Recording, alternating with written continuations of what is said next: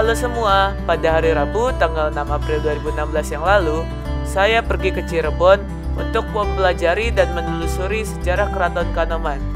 Perjalanan saya dimulai dengan menaiki kereta Cirebon Express dari Stasiun Gambir, Jakarta menuju Stasiun Kejaksan, Cirebon.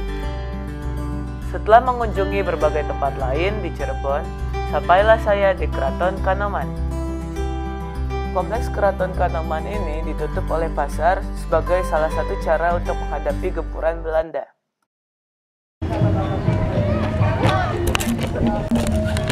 Oke, jadi di sana adalah Keraton Kanoman. Mau ngeliat lebih jelas ke dalamnya? Ayo ikut aja yuk. Pada awalnya, Keraton Kanoman merupakan pusat peradaban dari Kesultanan Cirebon sebelum dipecah menjadi Keraton Kanoman, Keraton Kasepuhan, Keraton Kacirebonan, dan Keraton Keprabon. Pada area pertama keraton terdapat 4 bangunan. Salah satunya adalah Mande Pancaratna yang digunakan oleh para kepala desa untuk bertemu dengan kepala daerah. Berikutnya, di dalam area kedua keraton terdapat Balai Manguntur dan Panggung. Bangunan ini berfungsi sebagai tempat pertunjukan untuk raja. Di dinding area kedua keraton ini terdapat keramik-keramik yang berasal dari dinasti Ming dari abad ke-15. Yang menariknya, sudah ada lebih dahulu daripada Keraton Kanoman yang berdiri pada abad ke-16. Keramik-keramik ini juga dapat ditemui di keraton-keraton lainnya di Cirebon. Di area ketiga Keraton Kanoman ini terdapat gerbang Sebelawong yang dengan bentuknya yang tinggi dan megah serta dihiasi dengan porselen seolah menjadi ikon dari Keraton Kanoman. Di dalam area ketiga ini juga terdapat Balai Paseban yang berfungsi sebagai tempat tugu sebelum menghadap Sultan.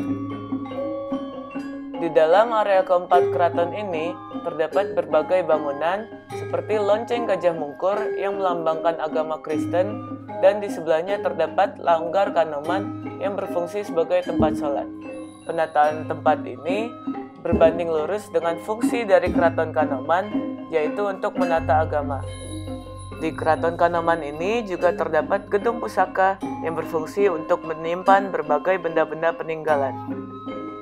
Selanjutnya, di area keempat keraton ini terdapat juga Bangsal Jinem yang berfungsi sebagai tempat para pembesar menghadap kepada Sultan.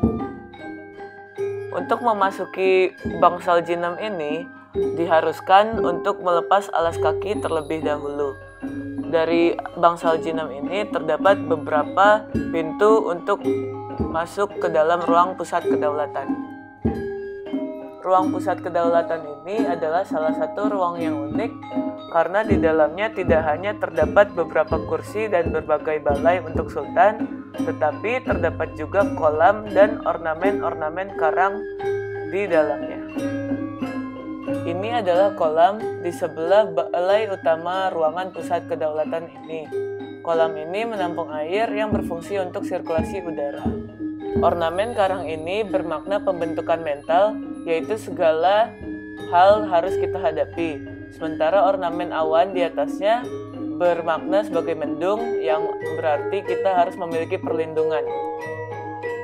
Ini adalah balai utama di ruang pusat kedaulatan ini yang berfungsi sebagai tempat sultan beristirahat. Di belakang balai utama ruangan ini terdapat pintu bagi sultan untuk masuk dari kaputren atau tempat tinggalnya apabila ingin menerima tamu. Perencanaan dan pembangunan gedung-gedung di keraton ini dibantu oleh Sultan Agung Tirtayasa dari Banten dan para ahli teknik sipilnya, yang menjadi salah satu alasan mengapa bangunan-bangunan di keraton ini masih kokoh. Hal menarik lainnya dari Keraton Kanoman ini adalah dipeliharanya binatang seperti monyet dan burung merak. Berakhirlah perjalanan saya ke Cirebon kali ini. Dari perjalanan ini, menurut saya Keraton Kanoman meskipun tidak terlalu terkenal dibanding objek wisata Cirebon lainnya, tetap layak dikunjungi dan memiliki nilai budaya yang tinggi. Sampai jumpa!